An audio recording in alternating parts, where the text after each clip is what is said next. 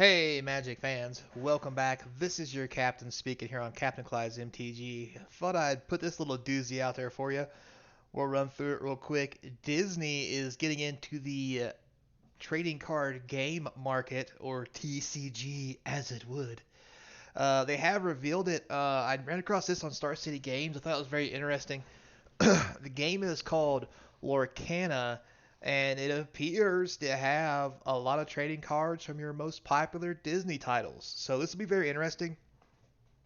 So let's take a look at it real quick. But before we get started, don't forget, try and get to 1,000 subscribers. So sub up for me. I really would appreciate it. Doesn't do a lot for you, means a lot to the channel.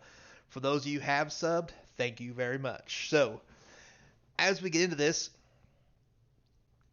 you can see here. Um, So, since first being revealed at D23 Expo earlier this year, gamers have been clamoring to learn more about Lorcana, Disney's very first major foray into the trading card game market. The game's initial reveal left us with a handful of cards, but no other insights on how the game would be played.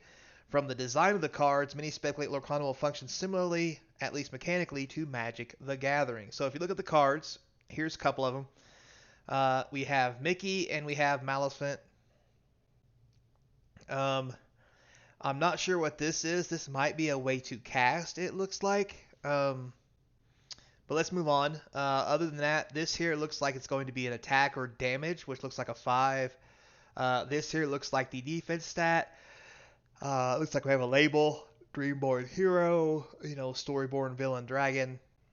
This guy has evasive. Only character with evasive can challenge this character. Very interesting. Has some flavor text, which is always nice.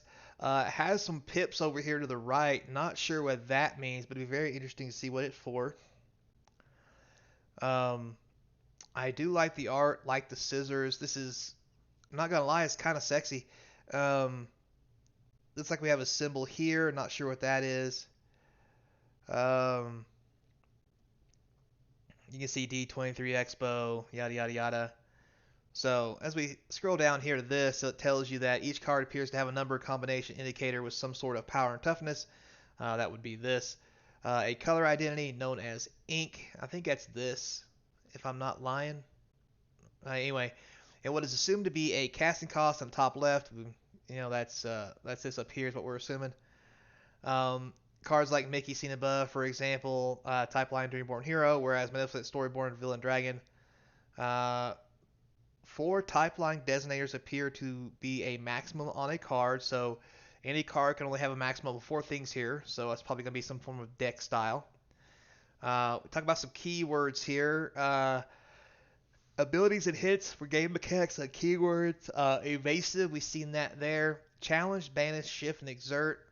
You can see up here, this one also has Dragon's Fire. Sorry about that, didn't go over it. When you play this character, you may banish chosen opposing character. So banish seems to be some way to remove something from the game, I would guess, or the battlefield maybe. Since the game's reveal, information is sparse to say the least, but at least a few weeks, the official Lorcana Twitter account has been slowly releasing more information, starting with the game's equivalent of mana/energy resources known as ink. Oh, okay.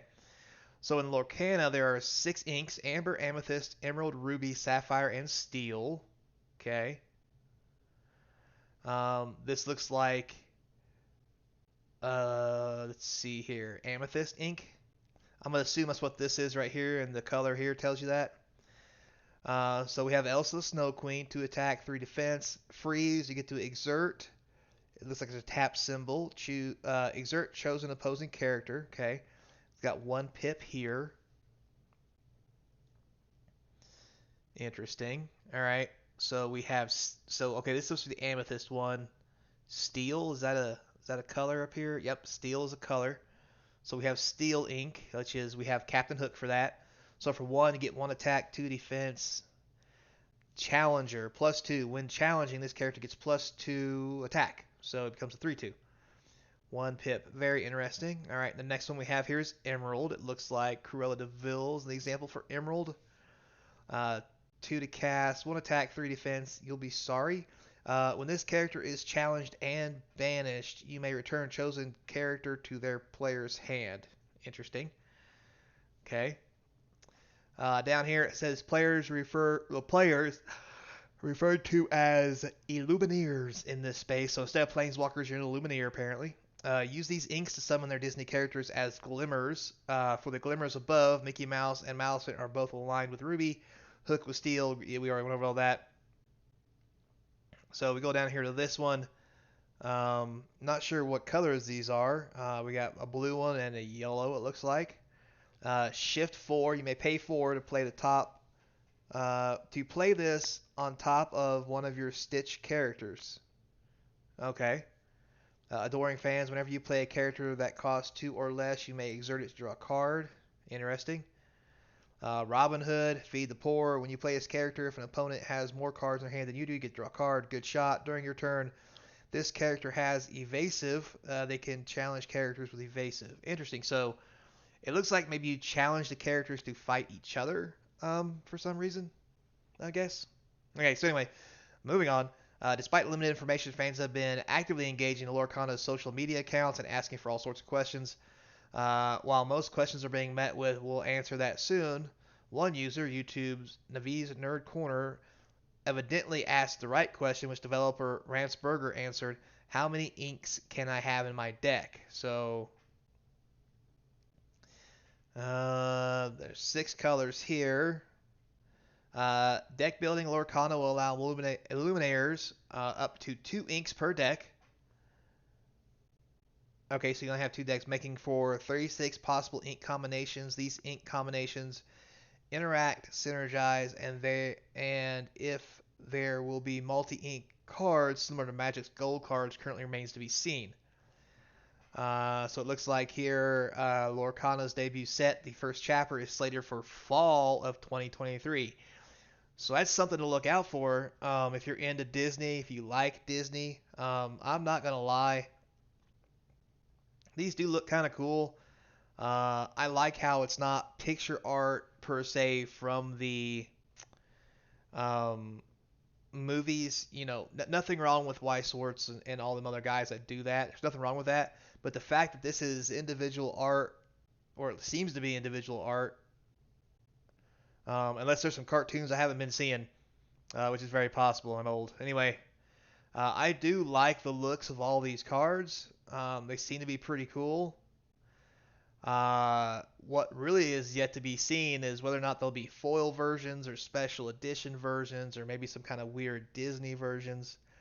I think that'll be cool. I think this will be uh, interesting to see if it can cut into the MTG market. Now, as you guys know, Disney's a real big thing, and there's a lot of people who collect Disney and like Disney. The fact that Magic didn't try to incorporate on that like they have with lots of other things leads me to believe that Disney wants to try to get in and, how do you say, monopolize on the poor marketing skills that Magic seems to have, along with, at the same time, bringing over card collectors like Magic is trying by putting Street Fighter, Warhammer 40K, and what have you into their set.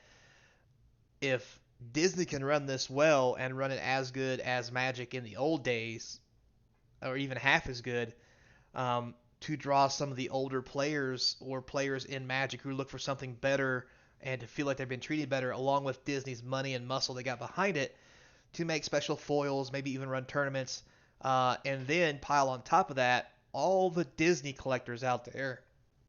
You guys know who you are. There's tons of people who love to collect Disney, um, which is a thing. And now it may not affect too much what you're looking at here, but here's the thing.